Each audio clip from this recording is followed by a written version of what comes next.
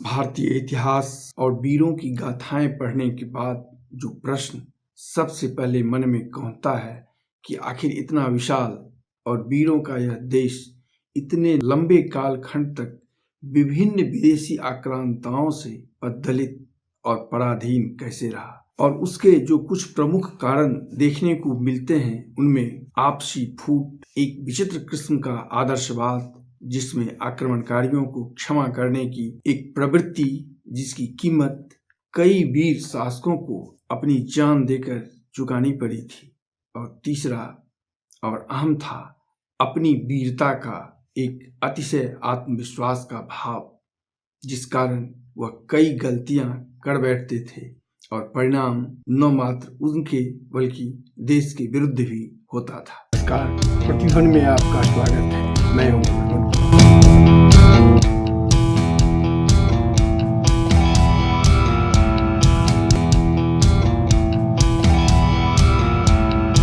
आज इतिहास से एक ऐसी ही कहानी जब भारत के एक वीर योद्धा के अतिशय आत्मविश्वास के कारण न मात्र उन्हें अपनी जान गंवाना पड़ा था, बल्कि इसी कारण भारत का इतिहास भी एक अलग दिशा की ओर चल पड़ा, जो शायद न होता यदि वह कदम न उठाया गया। इतिहासकार उसे अंतिम हिंदू शासक के रूप में भी वर्णित करते हैं।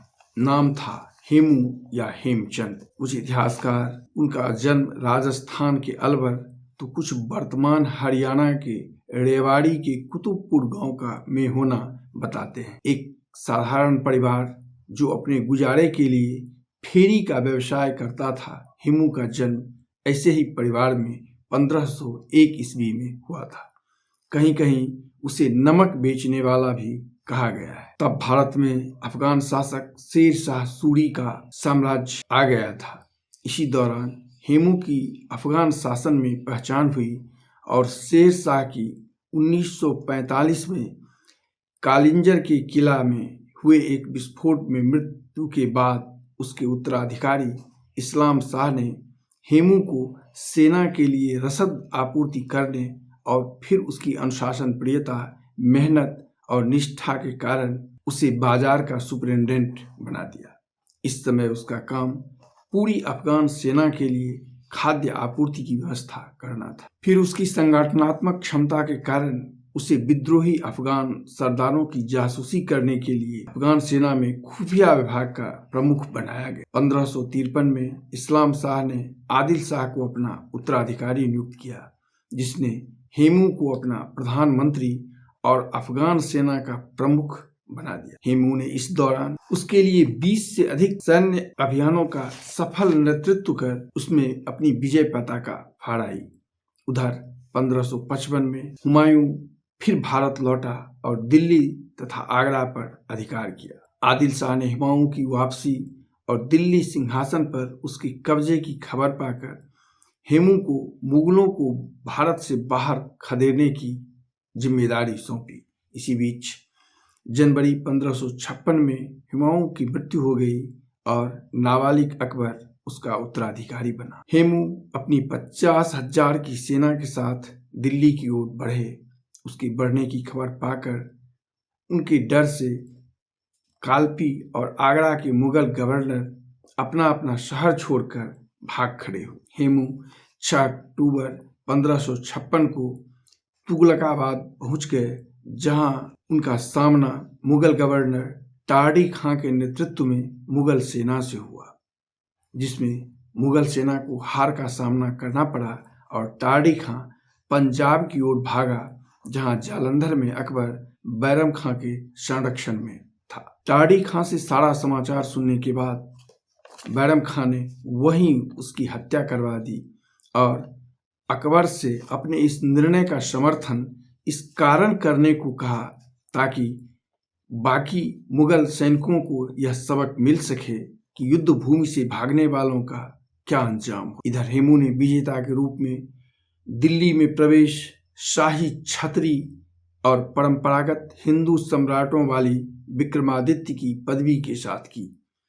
अपने नाम के सिक्के ढलवाए और कुछ गवर्नरों की भी नियुक्ति। उधर बैरम खान ने प्रसिद्ध उज्बेक सेना नायक अली कुली शैबानी के नेतृत्व में 10,000 सैनिकों को दिल्ली की ओर हेमू से मुकाबला करने को भेजा।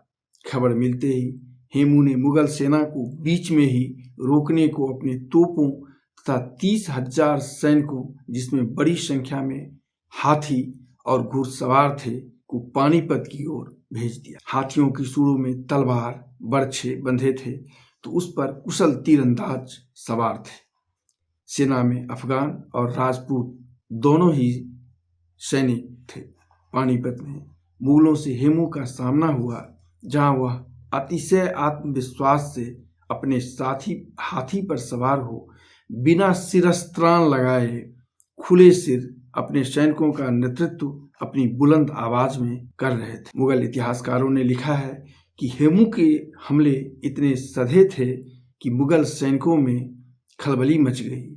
अब मुगल हाथियों के सिर जो ढके हुए होते थे पर सामने से वार करने की जगह तिरछा यानी बगल से वार करना शुरू किया, पर हेमू लगातार अपने हाथी पर सवार हो अपने सैनिकों का उत्साह बढ़ा रहे थे और कुशल नेतृत्व की क्षमता का परिचय दे रहे। अचानक इसी दौरान मुगल सेना की ओर बरसाए गए तीरों में से एक तीर खुले सिर के कारण हेमू की आंख में जा लगा और बिना विचलित हुए हेमू ने अपनी आंख में धंसे हुए इस तीर को निकाला, स्वयं अपनी आंखों के ऊपर पट्टी बांधी और फिर युद्ध का सफल नेतृत्व करना शुरू किया। पर बहते रक्त के कारण ऐसा बहुत समय तक नहीं हुआ और हेमू का शरीर साथ न दे पाया। फलतः वह बेहोश होकर हौदा में ही गिर गए। हेमू की सेना अपने सेनापति, जो हाथी पर सवार होने के कारण दूर से ही देखे जा सकते थे, को न देख बिखरने लगी, जैसा अक्सर भारतीय सेना नायकों के साथ युद्ध में हुआ करता था, जो हाथी के पीठ पर सवार हो अपनी सेना का नेतृत्व करते थे। यहाँ भी एक बार फिर ऐसा ही हुआ। अकबर जब अपने संरक्षक बैरम खां के साथ युद्ध का समाचार जानने युद्ध स्थल पहुंचा तो अप्रत्याशित रूप से उसने देखा कि मुगल सैनिक जीत का जश्न मना रहे थे।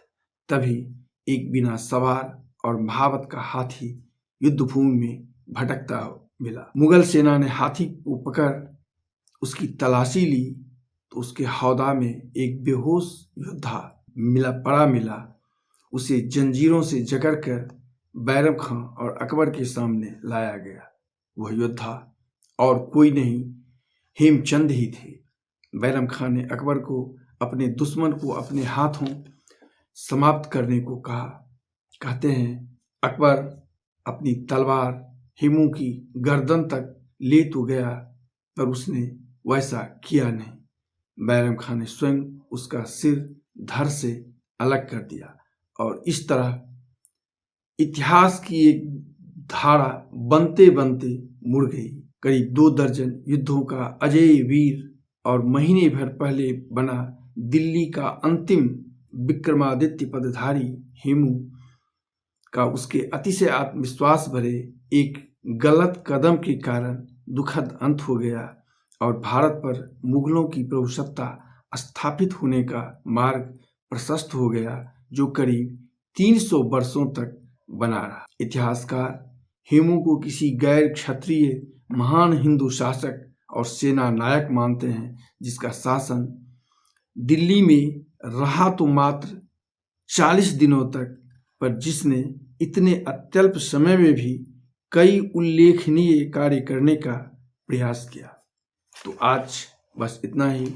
चैनल अच्छा लगे तो इसे सब्सक्राइब, लाइक और अपनी प्रतिक्रिया देने का स्पष्ट करेंगे। ऐसे ही अन्य वीडियो के लिए आप प्रतिध्वनि के डिस्क्रिप्शन में आ सकते हैं।